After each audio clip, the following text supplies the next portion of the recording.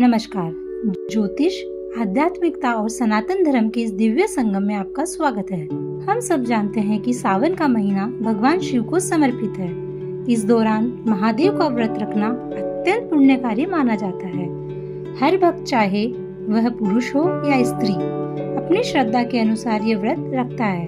लेकिन क्या आप जानते हैं कि कुछ विशेष परिस्थितियों में महिलाओं को महादेव का व्रत रखने से पहले कुछ बातों का ध्यान रखना चाहिए, या कई बार तो शास्त्र भी कुछ स्थितियों में व्रत रखने से मना करते हैं। सावन का महीना भगवान शिव को अत्यंत प्रिय है।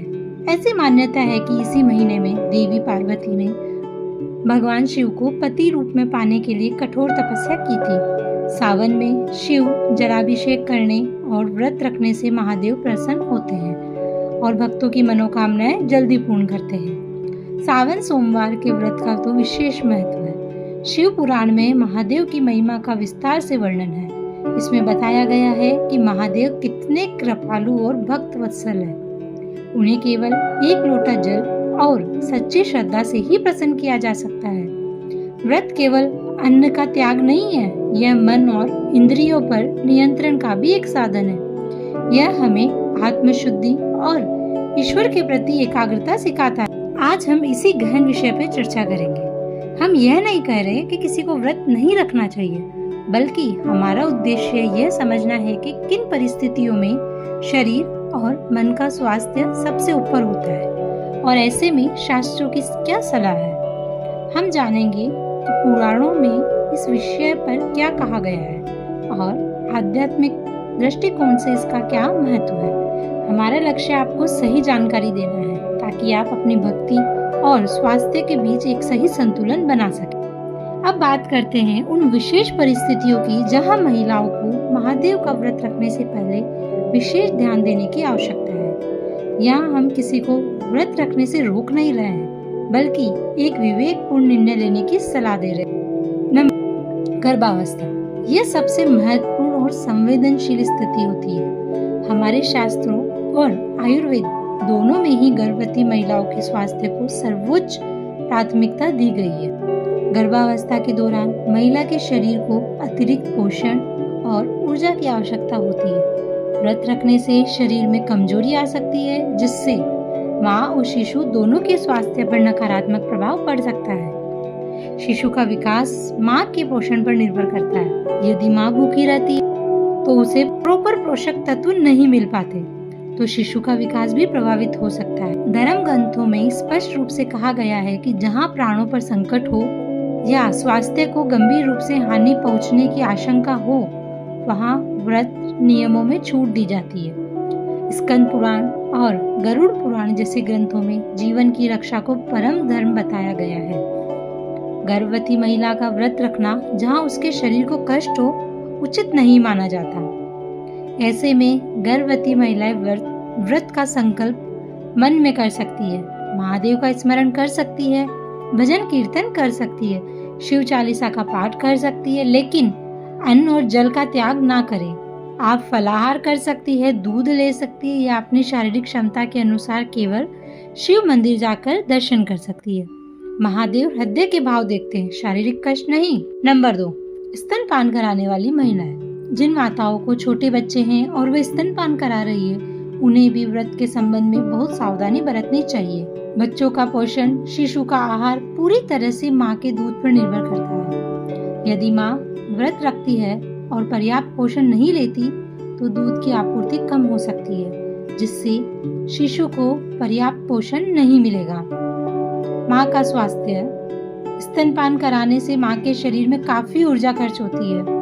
व्रत रखने से कमजोरी आ सकती है, जिससे माँ बीमार पड़ सकती है। इस स्थिति में भी गर्भवती महिलाओं की तरह ही नियम लागू होते हैं। आप मन में व्रत संकल्प लें, शिव पूजन करें, लेकिन आहार विहार का त्याग ना करें। अपने और अपने शिशु के स्वास्थ्य को प्राथमिकता दें। भगवान शिव स्वयं बाल गोपाल के रूप में पूजे जाते हैं और वे किसी भी माँ को अपने बच्चे के स्वास्थ्य के साथ खिलवाड़ करने की सलाह नहीं देंगे।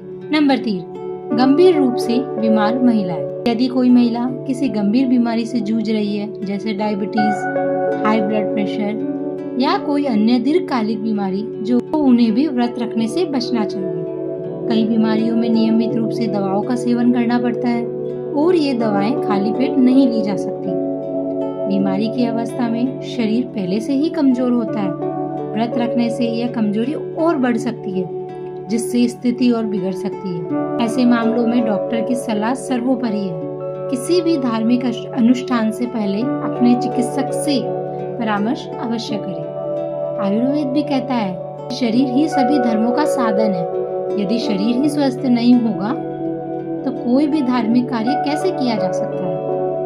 ऐसे में आप मानसिक रूप से व्रत का पालन कर सकती है, शिव मंत्रों का जाप कर सकती है, ध्यान कर सकती है। महादेव कभी नहीं चाहेंगे कि उनके भक्त अपने स्वास्थ्य को खतरे में डालकर उनकी आराधना करें। नंबर 4, मासिक धर्म। ये एक ऐसा विषय है जिस पर समाज में बहुत सी भ्रांतियां हैं।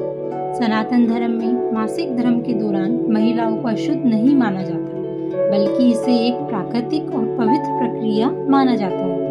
हालांकि कुछ शास्त्रों में इस दौरान विशेष पूजा पाठ और मंदिर प्रवेश से बचने की सलाह दी गई है। शास्त्रों में यह सलाह मुख्य रूप से शारीरिक शुद्धि और स्वच्छता बनाए रखने के लिए दी गई है, क्योंकि पुराने समय में स्वच्छता के उतने साधन नहीं होते थे। मासिक धर्म के दौरान महिलाओं के शरीर में ऊर्जा का स्तर कम होता है, उन्हें आराम की आवश्यकता होती है।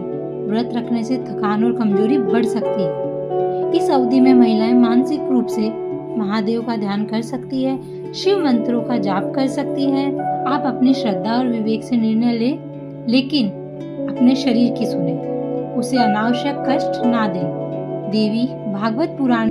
नंबर 5, अत्यंत कमजोरी या थकान होना। कुछ महिलाएं ऐसी होती है जिनका शरीर प्राकृतिक रूप से ही कमजोर होता है, या जो अत्यधिक शारीरिक श्रम करती है, या उन्हें नींद की कमी होती है।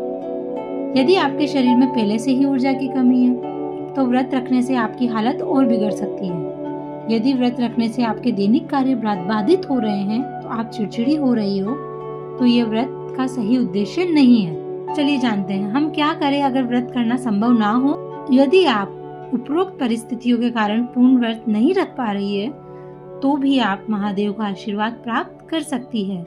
नंबर 1, मानसिक व्रत और संकल्प। मन में दृढ़ संकल्प ले कि महादेव की आराधना कर रही है, यह सबसे महत्वपूर्ण है। नंबर 2, शिव मंत्रों का जाप। ओम नमः शिवाय या महामृत्युंजय मंत्र का निरंतर जाप करें। यह मन को शांति देता है। शिव से जुड़ने का सबसे सरल तरीका मंत्रों का जाप ही है। नंबर 3, शिव चालीसा, शिव तांडव स्तोत्र का पाठ। इनका पाठ करने से मन में भक्ति भाव जागृत होता है। नंबर 4, शिव कथा का श्रवण। शिव पुराण की कथाएं सुने या पढ़े। नंबर 5, दान पुण्य। क्षमता के अनुसार किसी गरीब या जरूरतमंद को भोजन कराएं, वस्त्र दान करें। यह व्रत से भी बढ़कर पुण्य देता है। नंबर 6, शिव मंदिर में दर्शन। यदि संभव हो तो शिव मंदिर जाकर दर्शन करें, जल चढ़ाएं।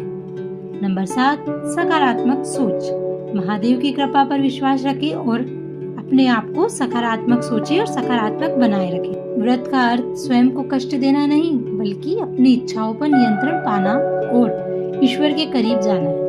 यदि आप बहुत थकी हुई है तो बेहतर है कि आप आंशिक व्रत रखें या केवल मानसिक पूजा ही करें। हमारे ग्रंथों में कहीं भी यह नहीं कहा गया है कि भगवान को प्रसन्न करने के लिए अपने शरीर को कष्ट देना अनिवार्य है।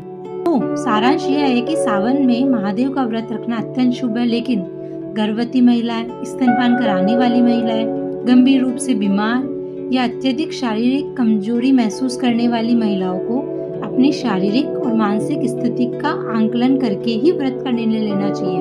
मासिक धर्म के दौरान भी शारीरिक आराम और स्वच्छता पर ध्यान देना महत्वपूर्ण है। शिव पुराण में स्वयं भगवान शिव ने कहा कि मुझे तो सच्ची श्रद्धा और प्रेम ही प्रिय है, भौतिक वस्तुएं या शारीरिक कष्ट नहीं।